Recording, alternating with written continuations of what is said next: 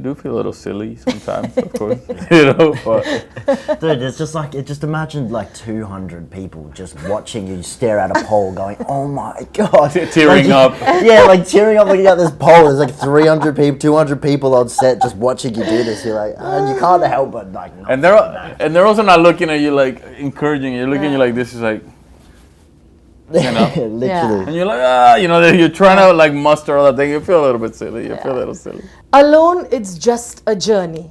Now, adventures, they must be shared. Oh, is that Put your hand up. Oh yeah, is that the stranger? Yes, you got it. Woo! Oh, we have a winner. I feel like at the end of the season, we thought we'd finally gotten our leader, and we thought, but that turns out it's not the case. So I think everyone's a bit confused as to what's going on. So maybe someone will have to step up. Yeah. I mean, I don't know. the feeling. I think whomever comes to lead the Southlands, you have people that have been displaced, they have been betrayed, they have lost everything. Yeah. It has to be someone that really is gonna be able to get their trust again. It's gonna have to be someone that's very, very strong. Hello everybody, I'm Rodrani and welcome to Zoom Speakeasy. I'm in Singapore and so excited to be chatting with the cast of Rings of Power Season 2, and it gets so much more grittier, darker and edgier. Of course, I'm super excited about that. And your characters also are slowly kind of coming in the forefront, and we see so many beautiful arcs. I want to ask this question first to both of you, so both of you can, whenever you want to give your opinion on it. It's interesting because, in season 1, you had a lot of things to do with your orcs, right? But here, I think it changes. So you're doing a lot of your things with like in the green screen.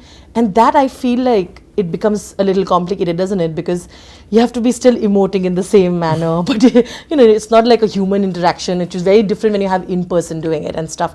I want to know the difference and, of course, how you felt about it, because you were there, and orcs have been interesting as well, of course. One thing that, like, to make the distinction, and what is beautiful about the show is that there are enhanced creatures and all that stuff, but we don't have a lot of green screen. Yeah. Like actually, there's not a lot of green screen. But you do have a few scenes, if I'm not right. With creatures, but no green screen. So Okay. we get to like it's a little bit different because we get to interact, for example, with it's still difficult. That's what I'm saying. It's like a poles exactly. I mean, I was saying exactly that because it's not human interaction. Got it. Yeah, it gets like sometimes you see like these like blue rooms that people are in. Well, we're still in the environment, but you're right.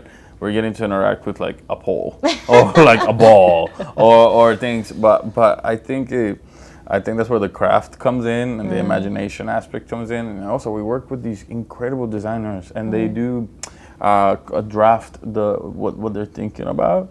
But I mean, that's what I like about the role and about what we do, that you get to really go into that imagination space, and you do feel a little silly sometimes, of course, but Dude, it's just like, just imagine like 200 people just watching you stare at a pole going, oh my God. tearing up. Yeah, like tearing up looking at this pole. There's like 300 people, 200 people on set just watching you do this. You're like, and you can't help but like, not and they're also not looking at you like encouraging you. They're looking at you like this is like, literally. and you're like, you're trying to like muster all that thing. You feel a little bit silly. You feel a little silly. I'm going to ask you this question. Y'all have worked with the orcs, so I want to know. I feel like they've never gotten their due, haven't they? Because I mean, they're hated, they're called evil, and they're whatever, as you know. But there's a scene here where there's a scene where they defy the very interesting person here, and they actually want to keep their freedom. It's a say of how when you're tortured and beaten and you really value freedom. How do you look at that? I think it's a very interesting perspective. If you make a sort of comparison with what happens in real life, some people are not free, and they are in that chains. I think Arondir, for example, I think Arondir actually, I love that you asked that question, because in season 1, he is a bit conflicted because he is a noble guy, and he challenges our notion of elvenness as well, because the elves present themselves as very fair and highly political beings and philosophical, and everything is great, but we've never seen actually what the repercussions of their actions are, and the repercussions are for elves like myself. I'm a soldier that is carrying out their missions, you know? So there's a hierarchy there. So I question them and their ways. And then you're meeting orcs and you meet Adar and others there. You have been told many lies. And you see how much they love him. So he's in the conflict of who's the good one, who's the bad one, and it's a gray area. And I love that aspect of our show. That what they're giving, that storyline with the orcs in terms of freedom, in terms of father, in terms of love. And you have a very beautiful character this season as well that you saw the first 2 episodes. It's Glug and good friend of ours, a great actor, Robert Strange. And he shows like that vulnerability of the characters. The game is called Guess Who. Very simple. Okay, I ask you dialogues from the series. You'll have to tell me exactly who's saying it and which season. Okay. Very easy. But you're competing against each other. So you need to pick up you need to raise your hand first and tell me I know it, and then, okay? Are you ready? Yes. Let's go. Okay. If we didn't do everything we weren't supposed to, we'd hardly do anything at all. Okay? That's Nori. I'll give it to you. Season 1 Nori. Okay, season 1 Nori, yes. Fantastic. I mean, just in case. Well done, you. Okay, we have it. Don't worry. It's all right. I'm just getting into Game on, okay? Yeah. Tyroe, do not think he's a very, very interesting opponent, so don't take it easy. Okay, this is a very simple one. Okay. Be ready. I have a feeling both of you know it. Very easy.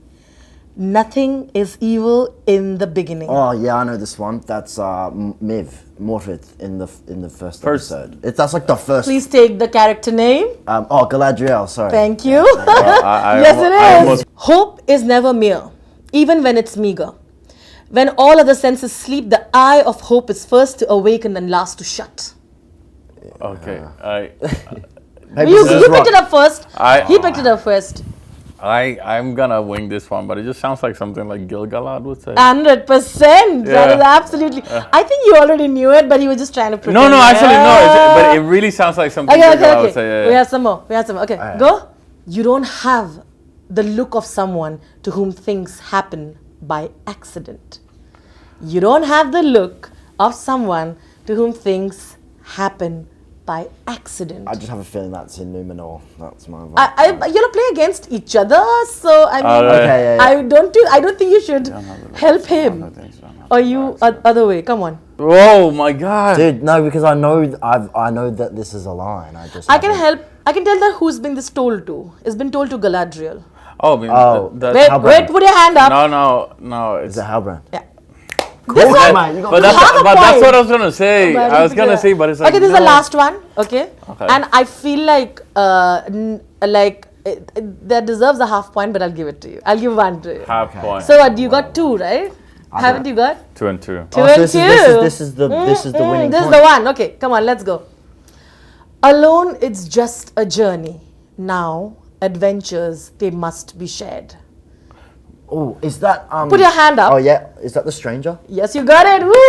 Oh, we have a winner. Do we have a winner though? Oh, I doubted myself. I would like to end it by asking, any of you can take this question, of course.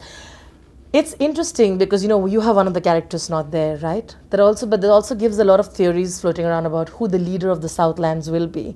It's up for grabs. And I think that is very, very interesting. There are so many theories around it. How do you feel about the leader of the Southland? Look what I did for the question.